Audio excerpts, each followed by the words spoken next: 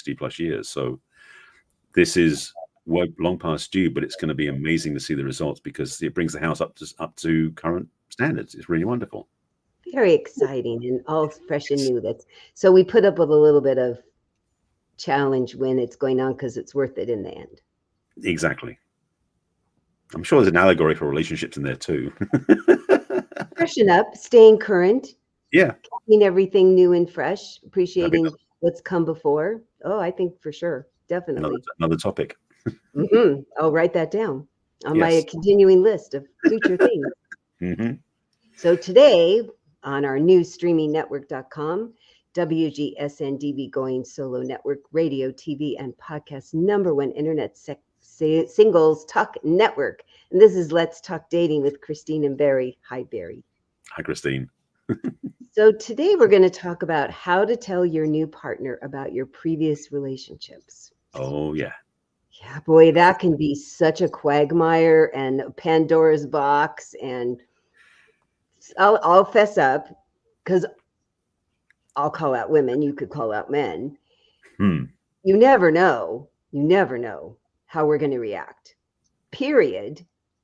And how we're going to react today. And how we're going to react because of our old stuff. And how we're going to react because of any new stuff we think we have with you. I mean, it's really... I had a guy write to me, a widower, and his question was about his late spouse's jewelry. And he's not in a relationship, but someday, what did I think about him offering it to her?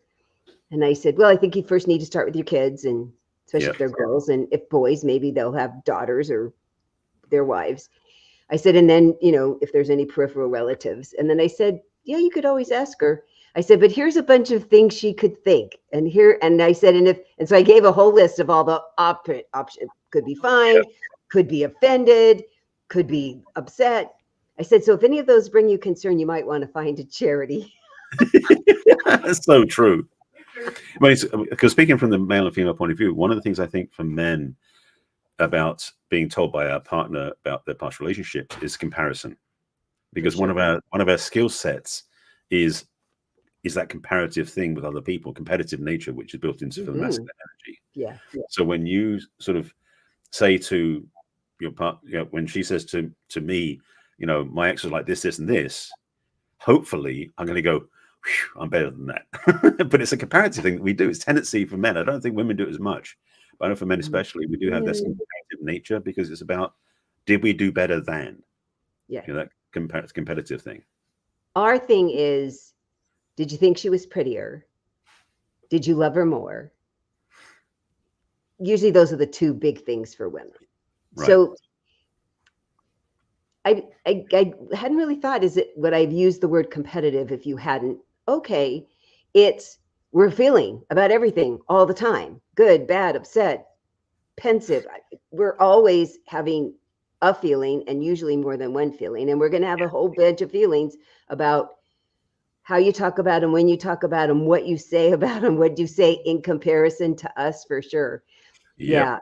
Yeah, it comes up in so many times. So on my Monday night meetup that I do for singles that I've done for 4 years on Zoom, last time I asked them, I had all the women say, what are all the things that confuse you about men? And then I had all the men say, what are the things that confuse you about women? And so then I talked about a lot of Alison Armstrong's, there's some good reasons. Yeah. And one of them was, this woman said she had dated a guy and they'd go hiking. And apparently he likes this area, so he goes a lot. And my previous girlfriend and I went there and we took our pictures there, and we really enjoyed this view.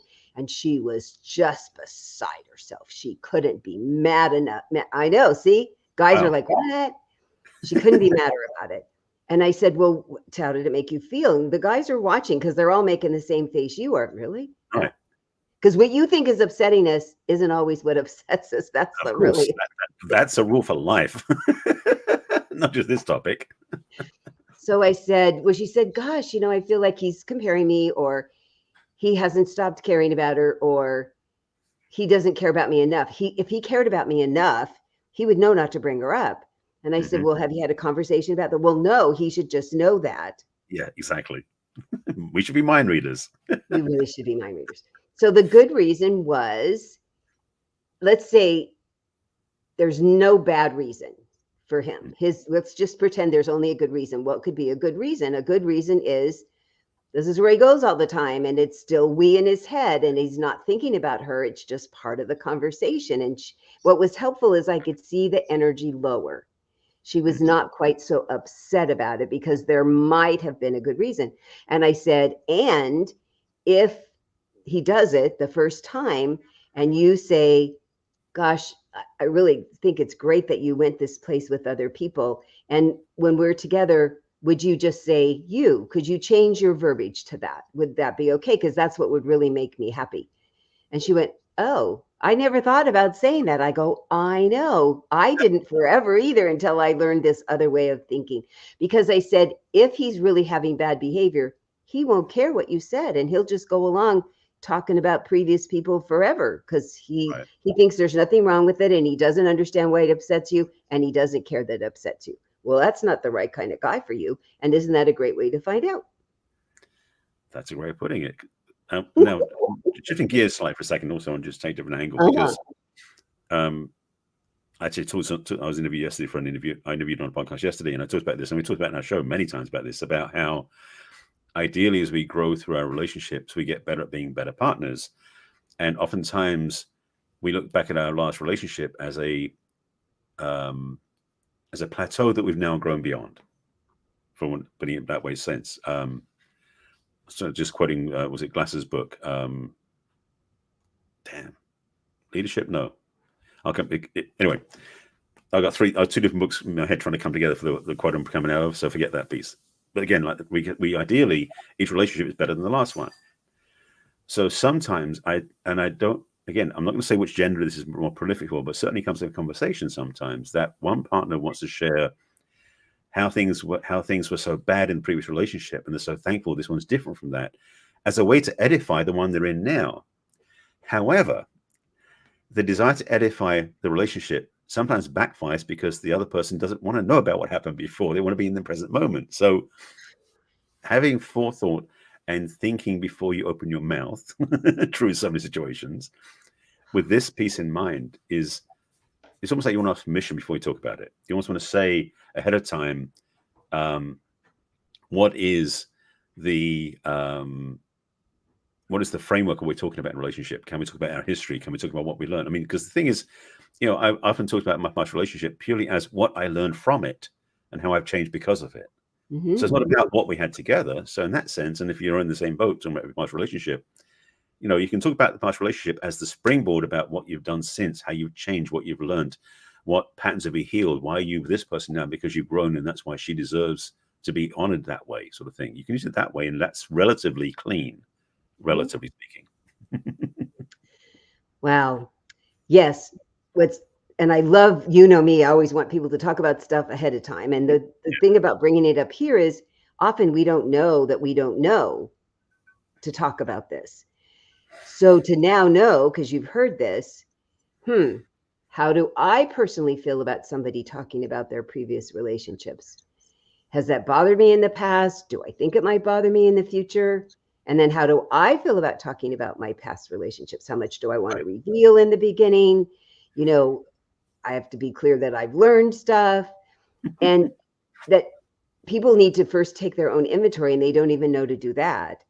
Yeah. And then to find out, take the other person's temperature about, this is how I feel about talking about previous relationships. How do you feel about it? And dig in there too, because getting blindsided is going to happen because we don't know to talk about stuff until it shows up and you're like, oh crap, I never thought about that.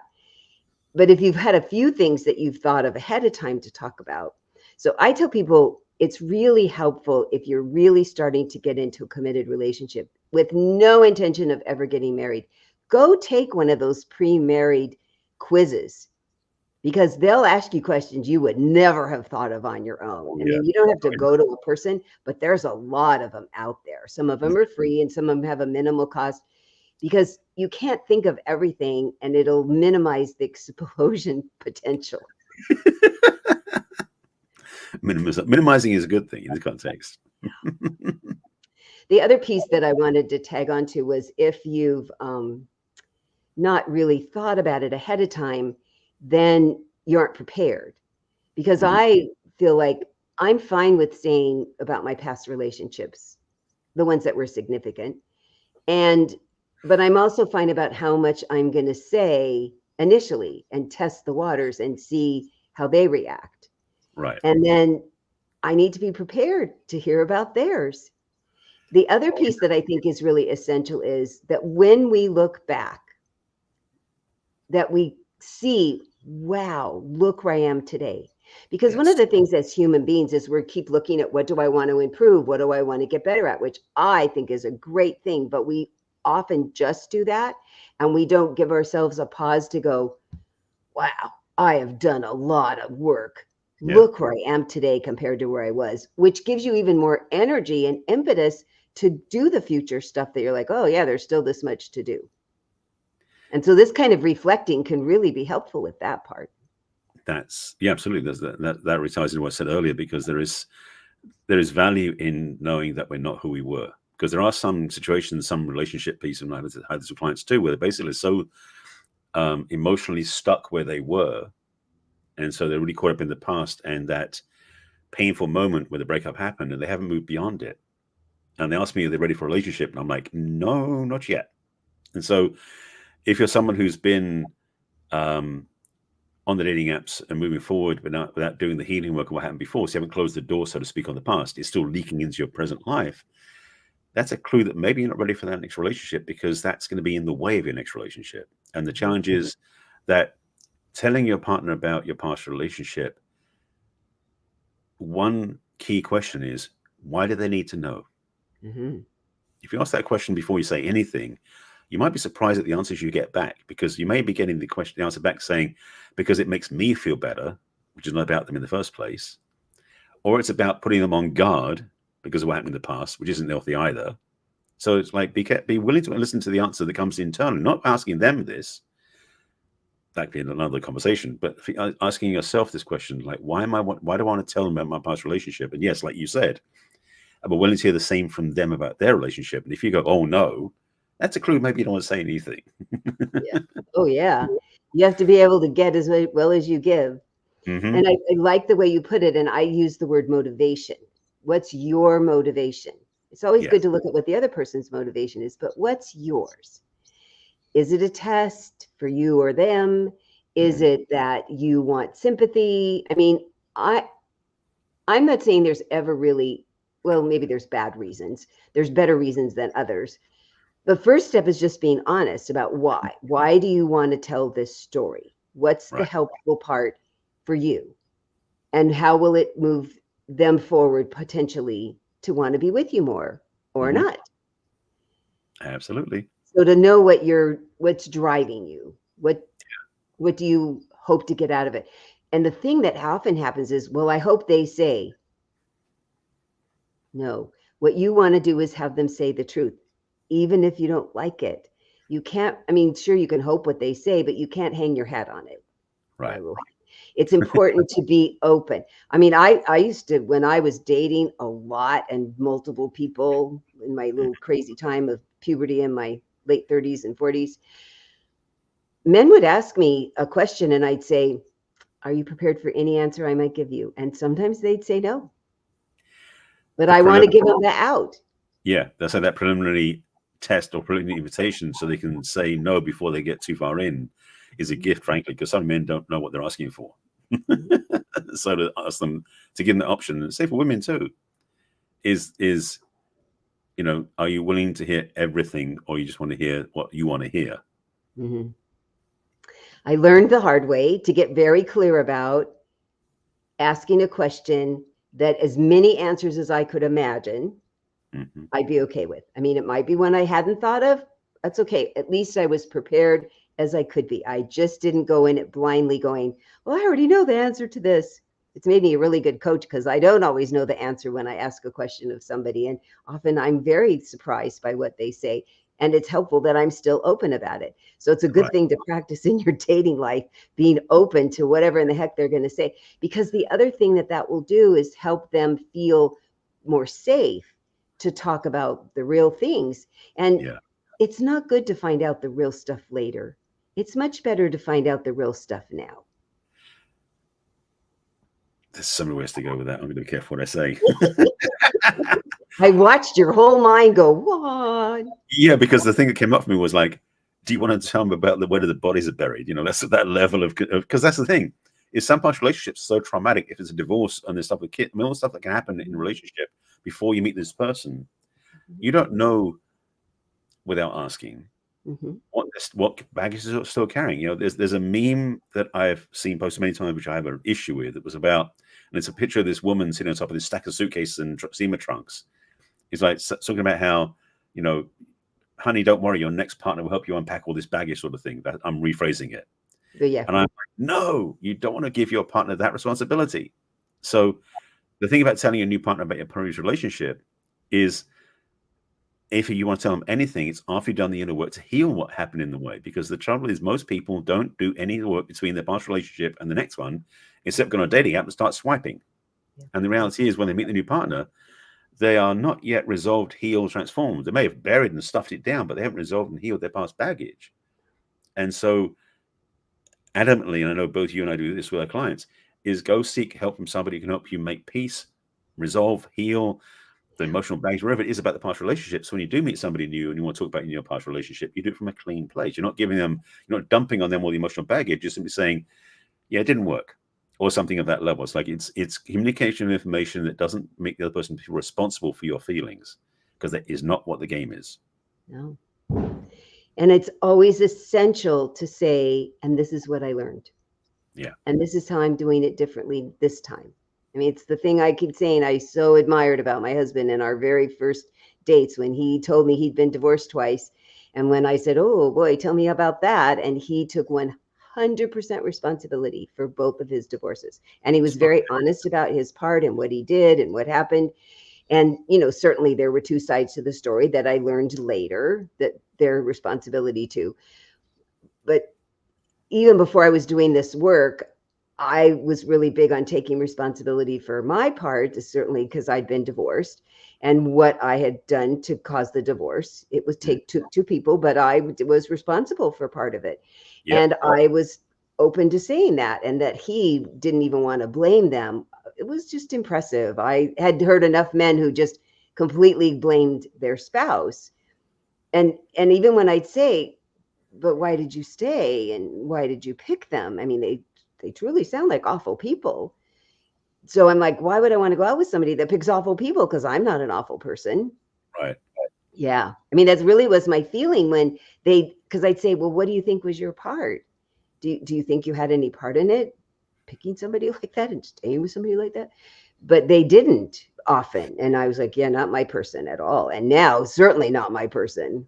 Right. And that's the thing is I mean, again, we're 170 plus episodes into our podcast. We talked a lot of stuff before. So if you've heard it before, we're saying it again, is becoming whole when you're single gives you a much healthier prospect of choosing better when you go into a relationship. Because the other part, as you mentioned, and as an adjunct to that, is oftentimes we choose partners based on the upset we're still carrying, which isn't a way of having a healthy relationship. So this focus point about being able to communicate with your partner about previous relationships, whereas your then future husband was take personal responsibility. So you're not going around saying what my partner did to me is all this and the trauma and the upset I feel. It's like, no, what I didn't do was take care of myself. What I did was this instead. That's a much healthier way of approaching it. And plus it gives your partner also some access points to know where you really stand, which is a great gift to give them when you do it that way. For sure. And so in our next segment after the commercial, we can talk about kids and pictures and memorabilia. For sure. Because there's stuff, physical stuff. Now, we've really addressed a lot of the emotional stuff, which we're not done with for sure. Right. But talking about the physical stuff too can get all sorts of people, all sorts of riled up. Oh, not only that, but it can keep you very attached to the past. I'll put it that way. That's true. Boy, sorting that out. Yeah. So we're gonna take a little break. We'll take a little break, and when we come back to commercial break, we'll continue with this conversation about things you want to do differently going forward. For sure.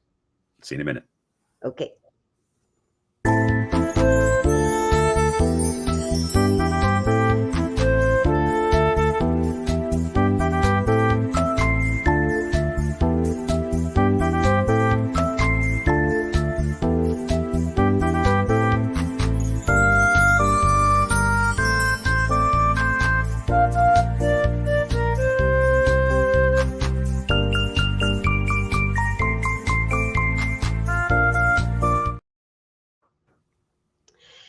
we're back after our commercial break about our wonderful station that we're part of. Yes. So we're talking today about how to tell your new partner about your previous relationships. And it's not just about what you say. No. We talked about what you talk about, what you've learned, what you're doing differently now. Maybe you might even have a good thing to say about the other person, especially if you had kids with them. It's kind of nice to still have maybe one or two nice things to say. But stuff. The physical stuff, not just the emotional stuff. Right. Yeah. So in my world, I've been both divorced and widowed. Mm-hmm. And there's lots of differences. It's so different. It's so different in that generally, wasn't for me, but generally one or both people are pretty mad at each other. Mm-hmm. They were in love, hopefully. They got married, they made kids, they shared toilet paper, they got really mad. One of them got mad for whatever reason, and the other one decided that, okay, we're done. So they're not going to be together anymore. Hopefully if they've got kids, they're trying to co-parent. But often one or both of them have shut down some of their heart. Right. In order to try to heal, which you and I help them do that, because it's not good to go take all your divorce baggage out with you either. No, indeed. And they seem to be a little more understanding if there's pictures around the house of the kids and the ex. The ex is really different than the deceased because they're the parent. They had kids together. Now, often it's more palatable if I'm dating a guy and he has kids, that the pictures are him and his kids, because usually he's not going to have one with his spouse because he's probably mad at her. Either she did something or he did something and one of them's mad. It's easier for a divorced person to only have pictures of themselves with their children. Mm-hmm. They usually don't have pictures with their ex. Well, they haven't kept pictures of them and their ex. Yes, right. They don't have them up displayed. They don't have them on the shelf or, bless you, on the wall. Yeah, they're not anywhere visible for somebody to come over and see them. And generally, if they've had a significant person that they've broken up with, generally, they're not going to have pictures of them around. Because why would they have pictures of them around? Right. Yeah. Then we have dead people that we're not mad at. I know, us widow people, we just have such ways of talking. Right.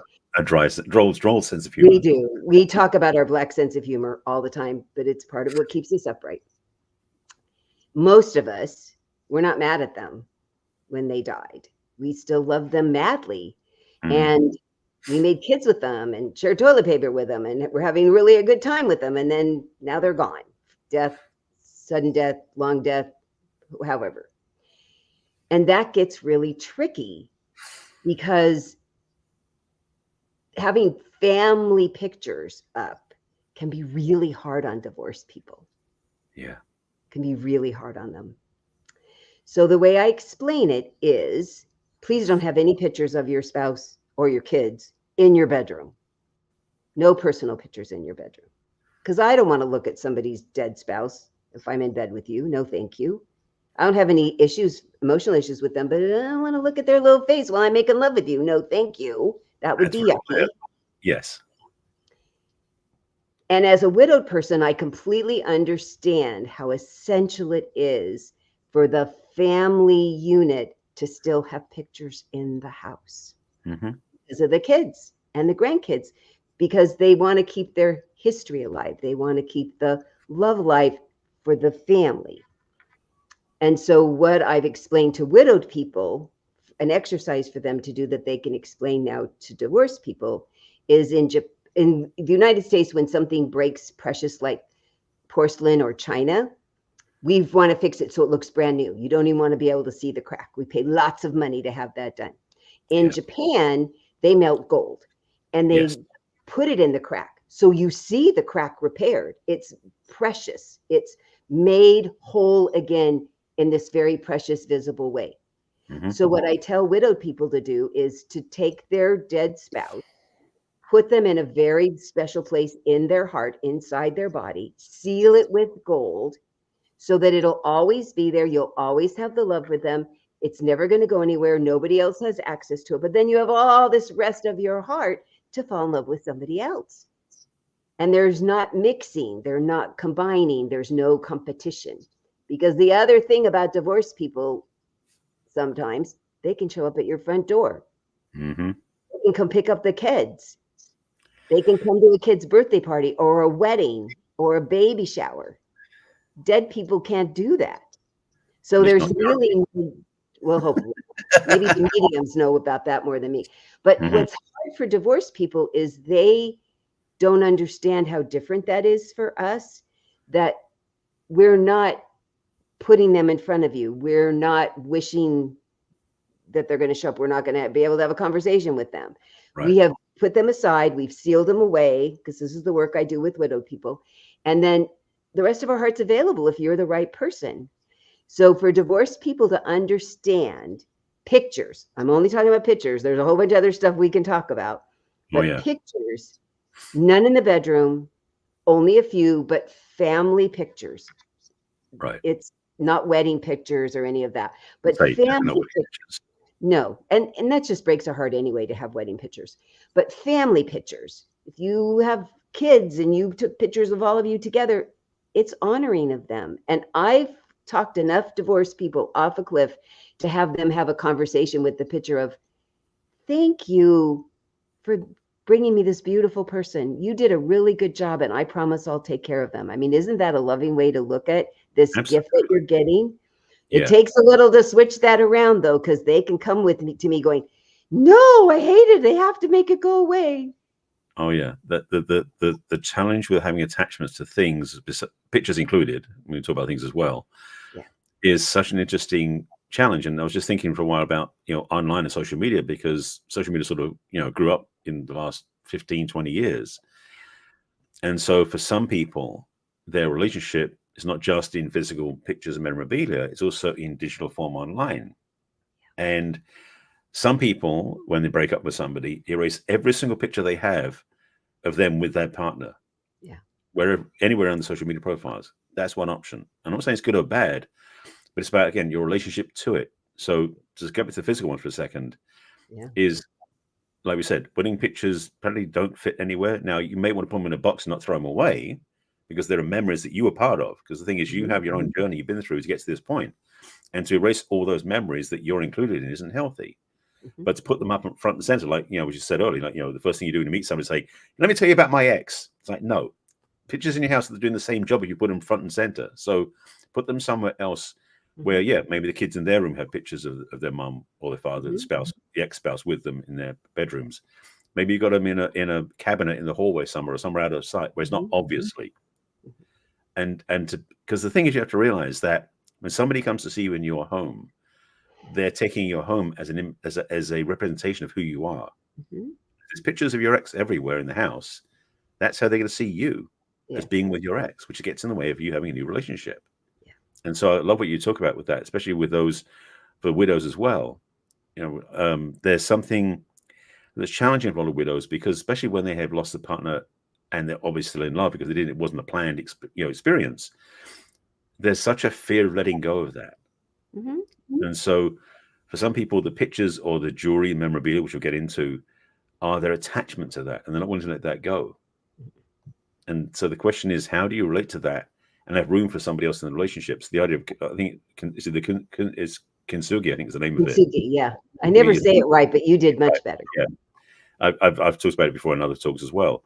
The idea of having it where you take that relationship and all the pieces about it, put it in a container so you keep it safe and sacred to yourself, but also make room for something else that doesn't bleed into or have overlap into that, is a healthy way of being in a new relationship. Because there's obviously, as I talked earlier about past breakups, that have been so massively upsetting, distressing, that you want to be healed and done with them completely. But there are also sacred relationships that are ones maybe through loss of life that you want to hold on to, but not to the point where you're overwhelming everybody with it. And that takes time. When you go through that journey of grief, it takes as long as it takes, and usually it's not 3 minutes. Nope. So there's got to be time to heal and allow that space to soften, so you can have that sacred place inside, like you said, which I love, and be available for a new relationship. It's really been a very good visual for the person that lost the spouse and the person that's in love with them. It's really, I've been so pleased to see that it's helped with both sides so smoothly. And I even have a client right now. She's a widow and she's dating a widower, and she's a little farther along in her grief journey than he is. And he was really having trouble he'd let his girls go through the house and take all the things they wanted. And I remember that feeling of, there's going to be this big empty space in the closet. That's so weird. It's so weird to this closet. The only way I'd ever known that closet was with both of our clothes in it. And now it's going to be empty. And he was going through the same thing. So she ended up sending for one of the bowls that has the gold repair on it with the whole story. And she gave it to him for his birthday. He got all emotional about it. And nobody talked about it. But the next weekend he said, here, look, I've put all the clothes in a bag, which was so sweet and precious of him. But he was ready. And so the physical things that belong to the person, not the pictures. I feel like the pictures are the family property. Yeah. You know, you give some to the kids, but if they're still going to come to your house, if it was a house they lived in with them, it feels appropriate to still have some somewhere, so the kids don't feel like, because the hard thing for the kids is, are you going to forget them? Are you going to stop loving them? Are you replacing them with a new person? That comes up a lot. And one of the reassurances is to still say, see, there's still pictures of us as a family. It's just that the other person needs to be okay with it. And so cleaning out the bathroom is a hard thing. Cleaning out the closet, the special things in an office. It really is a challenge. And it was interesting you talked about social media, because I'd had a longtime client. I talked her through a couple of relationships that weren't right for her, but she really needed to leave. And then she started dating a widower, and she's been so fine. And then I see her show up on my calendar. I go, what happened? She said her picture was one of the versaries, wedding, birthday, death versary, something. And he wrote up that she was the love of his life or his soulmate or something. Right. And she goes, it set me off, but I called you instead of saying something to him. And I said, I get that. I get that. I'm so proud of you. And so she's called me twice now. And both times she says, just tell me, because she's not widowed. Tell me what's really going on. I said, well, she was the love of his life. She was his soulmate. And how does he treat you? Really well. Have you said love you to each other? Uh-huh. Well, who gets to sleep with him? Oh, yeah, that's right. So clear. It's so fun. But because she hasn't experienced this, she doesn't know the reality I can tell her. Yeah. And she went, yeah, I get that. So after only 2 conversations with 2 different things, because she says, now there's another thing, she's fine. I see their happy pictures all over Facebook, because they're so good together. She did so much work to have this guy come into her life. He is the right person for her. But that whole widow thing was hard. It was hard. And so now she'll say, so show me that picture that you have when you guys went on vacation. I'm like, I'm so proud of you. Because if they've done their work, there's zero competition. But we feel that way. And so I just ask questions about, well, what is he talking about? And how does he talk to you? And how's he brought you into his life? And what's he sharing with you? And I can tell if the widow person has not done their work yet. So we need to have them do. And he'd gone to grief counseling. He'd done a therapist. He'd done all the stuff before they met. So every time I'd ask her a question, she goes, well, yeah, he does that. Yeah, he does that. I said, but you just didn't know these are the good signs. These are the signs to look for that you don't know. Right. But yeah, you do. Well, the thing is the challenge is oftentimes that we have a different internal experience than doesn't match outside reality. And so we said with that client, it's so perfect, because clearly she had built up a whole story inside herself that didn't match the reality of what she was experiencing. So she made up a story. And so you said to her, basically, is your reality the same as the story you've been telling yourself? No, it's not. Oh, maybe you want to adjust to the reality you're in. Yeah. So lessons learned. And yeah, I mean, it's beautiful that we said it. And I will underscore this, that the inner work first must be the priority after a breakup, after losing a partner, whatever it is, because there's going to be things that are in the way of you being in love again. Yep. And the other part is like talking about things that your jewelry and other things I mentioned too, is if you look at those things right after the event happened, you've got a certain level of emotions about those particular things, the memories, the connections, the reasons, all the things that came there in the first place. If you are willing to face the facts and do the inner work with a coach, guy like us or somebody else, you will discover, you'll see things differently.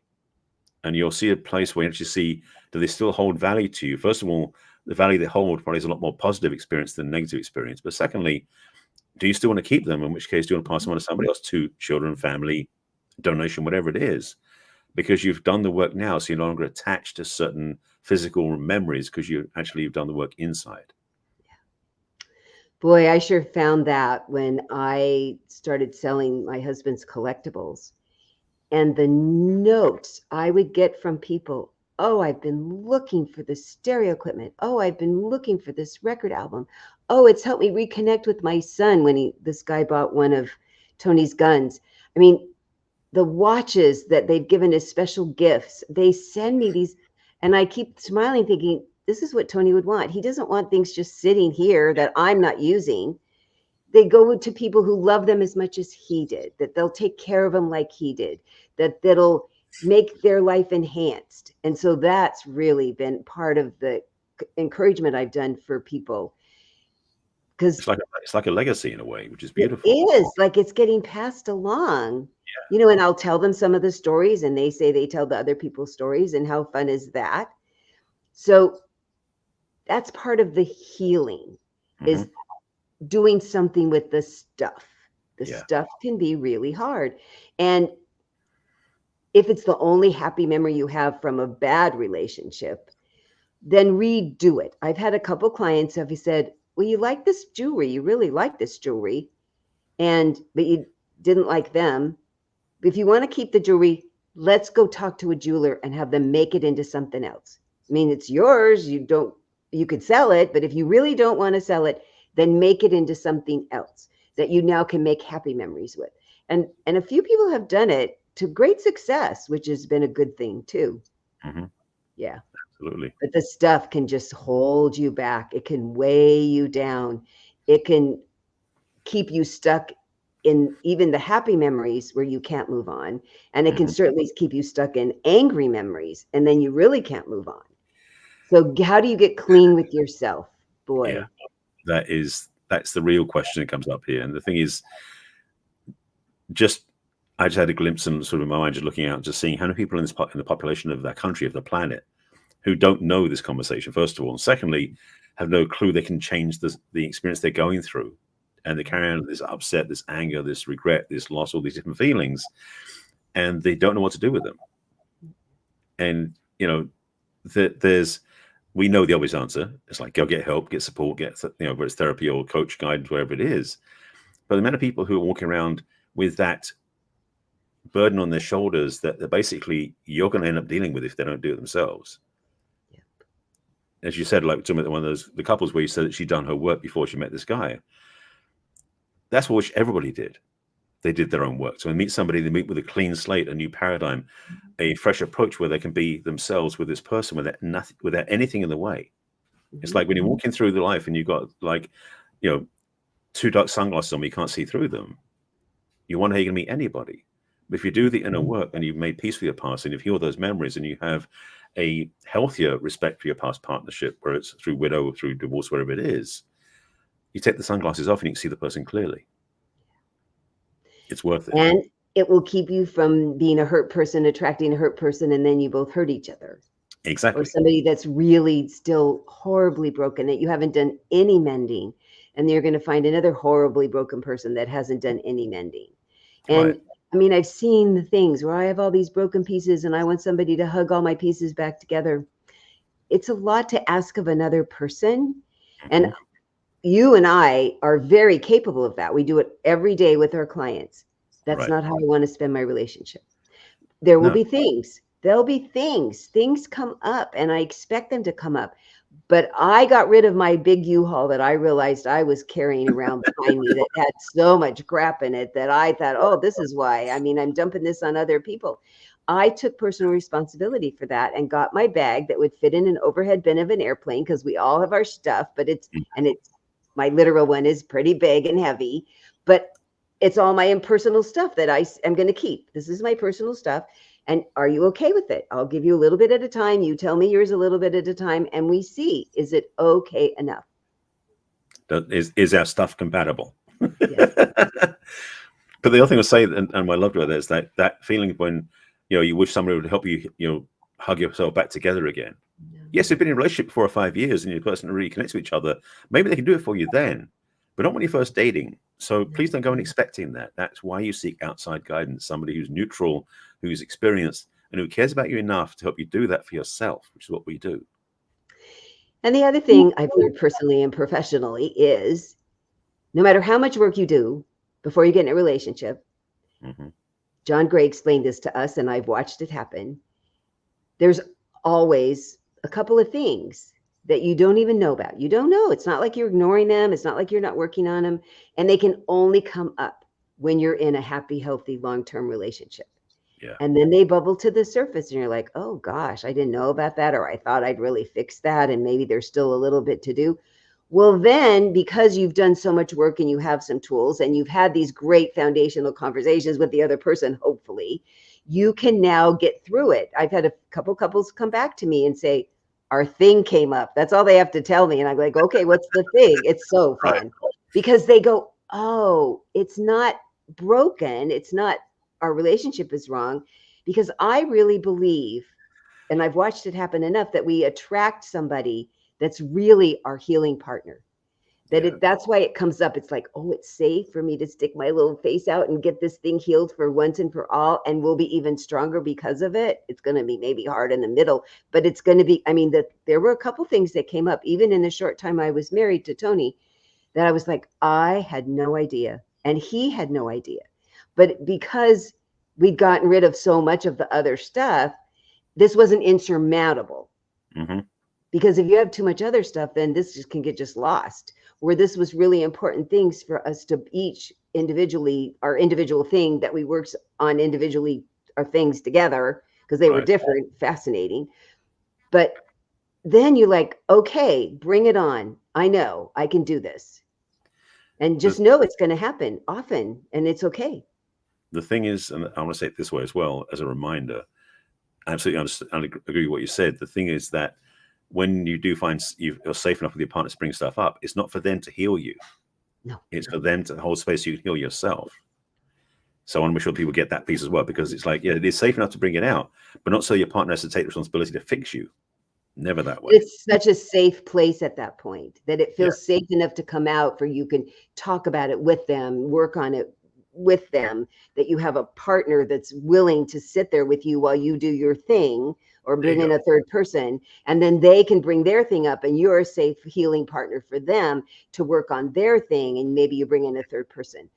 It's been amazing to watch those things happen, because it doesn't happen until you feel safe, and then it's like, holy crap. But then it's like, holy crap after, a good thing. Right. And of course, we can help you with that too. For sure. For sure. That's what you and I do. We deal with people's crap. I like to think of it in a more positive way than that, but that'll work. Well, but you can compost it and turn it into wonderful fertilizer, and then it grows beautiful flowers. Is that better? I know I really made you make a face that time, huh? So if you'd like to talk to either of us with this challenge or any other challenge you're having in your dating life or your relationship life or your personal life, we would love to talk to you. Yes. So the way to get hold of me is through my website, which is www.theperfectcatch.com.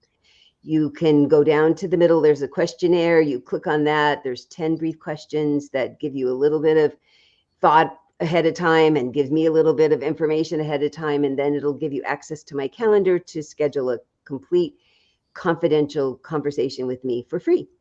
You can also scroll to the very bottom of my homepage and click on all my social media icons, which is Facebook and LinkedIn and Twitter and Pinterest and YouTube and Instagram.